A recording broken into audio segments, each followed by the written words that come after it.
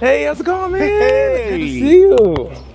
You guys, this is the reason, he is the reason why I am here at the Fresno Chaffee Zoo. Who are you?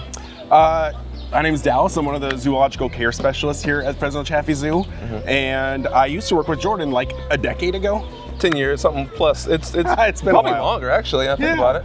Has it been that long? No. Time flies. About a decade. Sure. Long time. Anyways, Dallas, what do you do here at the Fresno Chaffee Zoo? So we're standing here in front of the Kingdoms of Asia entrance, and that's actually one of the main places that I work. I work with a lot of the zoo's carnivores, including our bears, otters, our big cats, and even some of the apes. Awesome. So today, this houses one of my favorite species and just something very unique that I have not seen before. Yeah. A mixed species exhibit is so unique. What is that we're seeing? We are the only facility that we know of here in North America that houses sloth bears, one of my favorite species, with otters, Asian small-clawed otters to be exact. We just opened this exhibit about 2 years ago, and the bears and the otters had to be slowly introduced, but they actually hit it off pretty quick, and it has been a hoot to see them interacting with each other. So we're gonna go see them today. Yeah. Possibly give them some surprises, some special fun. I'm gonna take you to one of my favorite places in the zoo, something that our guests unfortunately can't go to because it's for keepers only, but you get a pass today. Okay, I'm special, you guys. Look at me go. All right, well, let's go do that. I'm excited. Actually, you know what? I'm gonna stay here because there's a mist. It's hot. No, I'll just go. So we are standing directly above our sloth, bear, and otter exhibit right now. If you look down through your feet, there's actually a bear right underneath. Oh, I didn't even realize they're right there. And the little squeaking that you hear is one of our Asian small-clawed otters. Now we have this area up here so that we can operate a big door in case we needed to separate the exhibit. Maybe we wanted to have 2 sets of bears in 2 exhibits or 1 big exhibit. We have that ability. But we also like to come up here and toss enrichment down to the bears. We put lots of enrichment out for these guys in the morning, but bears are so good at finding the treats that we hide from them that it's always good to kind of re-up their treats, partway through the day. So from up here, I can kind of safely drop down some, goodies for them. And we brought some pretty premier goodies today. We've got some melons, some coconuts, and a bunch of frozen treats. Awesome. Can I see? Can I take a look? So we have a nice freezer that we get to make all kinds of goodies, and we asked our commissary for some special, treats today just for you. I was there earlier today. Yeah. Oh, that's awesome. Thank you. I feel so special. We get some treats. So as long as we're not afraid of heights, you can kind of look over this little, wall here, and we'll see some of our friends here. That is Madhu, our male bear. Sebastian, our Asian small-clawed otter, and I'm sure Zara is around here somewhere. She was right below. Oh, right underneath us. So what do you think? Should we do a watermelon first? Yes, let's do it. Let's go for it. Ready for some watermelon splatter? Yes. Woo! He's like, wait, is that what we get? The bears love it. Yeah. Well, luckily I've got a nice fish popsicle for him as well. Okay. Let's see if we can find that one. Oh, can I drop anything? Let's get these guys away from the edge first. Okay. So let's see, fish popsicle right over here.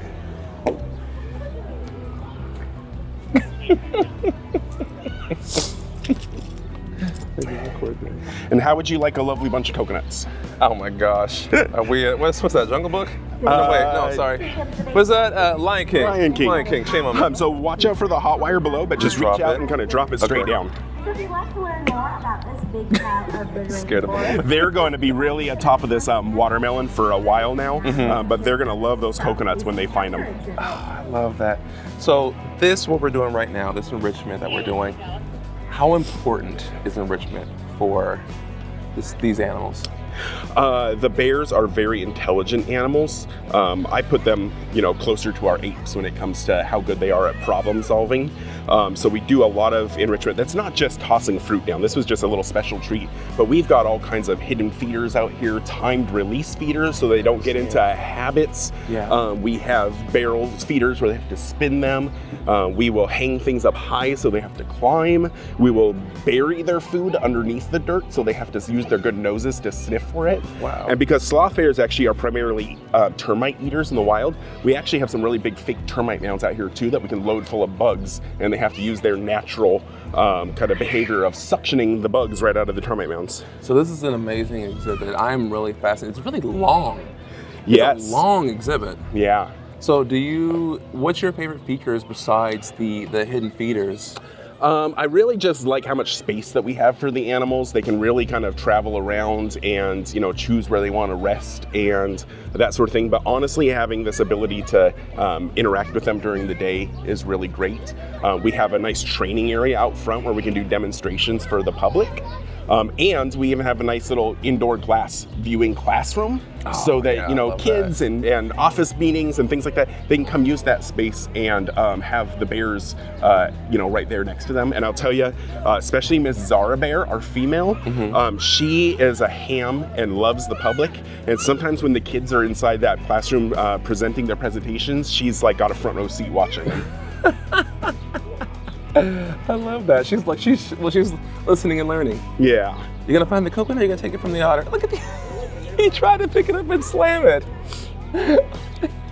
Now, one of the only reasons why this exhibit works with the bears and the otters is because the sloth bears are not a very carnivorous species of bear. They like to eat bugs and some fruit, but they rarely ever would kill an animal, if ever in their lives, to eat it. And so with the otters being kind of smaller and non-threatening, and the bears really not being into hurting other animals too much, they can kind of cohabitate. They're not best friends, but they get along enough to kind of share space. I love that. Oh, man. So how long, so I know there's always like a introduction period with the animals, right? The different species. Right, so what was that process like to introduce? Like, how long did it take to get the otters used to them? We always start off with a really good game plan, and then we kind of let the animals kind of push us forward on how we think that they're getting along. We would never move forward on a step if we don't think the animals are ready, and if the animals are acting like they're getting along really well, we might bump things up a little bit. But we let them meet each other through a safe barrier first before we would open the door and just let them be together.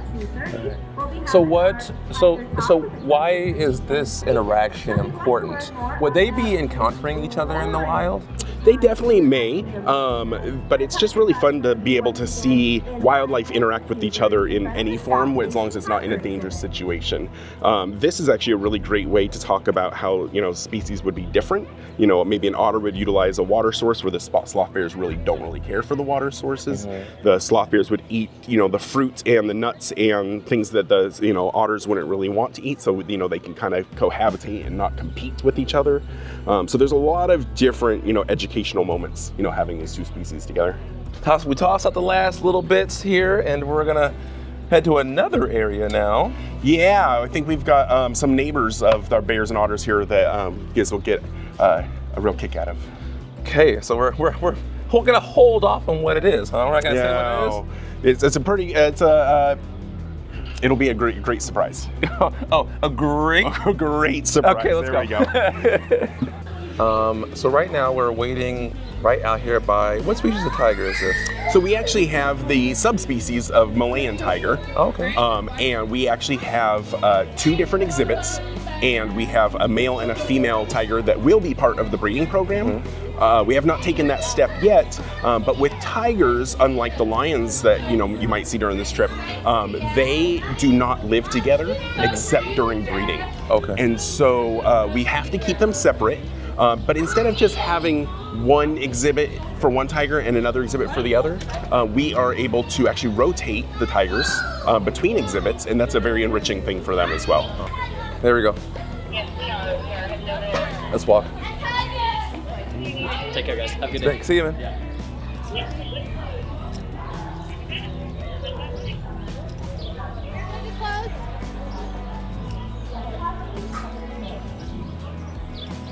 And so the stuff is in the pool right here?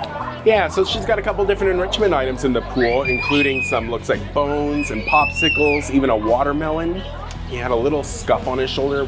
We think it might have been something like ringworm, which sounds gross, but it was something. And so we sprayed some medicine on it, and so now it kind of looks goopy, but it's actually healing very nicely. So, Who is this? This is Panari. He's doing a little drive-by with us right now. Panari is a 12-year-old, probably almost 13-year-old Malayan tiger. He is not as big as our lions, but he's definitely bigger than our female tiger. And one of the greatest kind of enrichments we can do for this guy is swap the exhibits of him and the female. So now he gets to spend the rest of his day going around sniffing the girl smell and like peeing on things, scratching on things, marking his territory. And he's probably one of our more vocal animals at the zoo, because now he thinks there's a female around here somewhere, and he'll spend the afternoon calling to her by roaring and yowling and, you know, trying to serenade her back over here. Hopefully someday soon they will get to meet each other in person a little more closely. Right, are they SSP breeding? Yeah, we do have a breeding recommendation for these guys, but Dara was a little bit young when we first got her, and so we're still waiting for her to really show us the signs that she's ready to take the next step. Tigers make a really unique sound called chuffing. It's the way they communicate with each other. It's not a purr, it's not a roar, it's not a yowl. It's just kind of a sound that they make with the front of their mouth, and their whiskers kind of go forward, and it means that they're kind of happy to see somebody. And working with these cats every day, I'm not saying that he thinks he's my best friend or anything, but when we see him in the morning, he is all chuffs. He just chuffs at us, and it's really kind of one of the more I don't know, kind of special perks of the job, knowing that the tiger's excited to see you. as a keeper also, right, like that, just knowing that a tiger or other big cat that chuffs and they choose to chuff at you, that's one of the best feelings, I feel like, as a keeper, right? Now, but I'm pretty sure the crowd out there wants to know what that sounds like. Oh, and I want you to chuff. Okay, I do a pretty good chuff. It's not the Let's hear worst. it. So if I was really excited to see you, here, ready? I just seen Sir Jordan for the first time. That's pretty accurate. That's pretty good. We're clapping. No, that's a good one. That's really good. Well, no, Dallas, thank you so much for trying to get me out here. Awesome. It's been on my list for a long time. I've been excited to come out here, and the Kingdoms of Asia section is one of the most amazing places that I've actually seen. Probably should win an AZA award for exhibit for 2026 or 2025. I know they're watching. So, no, you guys, this was awesome. I enjoyed this so much. Thank you so much for your time. Yeah, we have to come back and visit, because I think in another couple years, when all these plants grow up and it looks like a real jungle here, it's going to be even more amazing. Oh my gosh. And he's right there. Thank you. See you.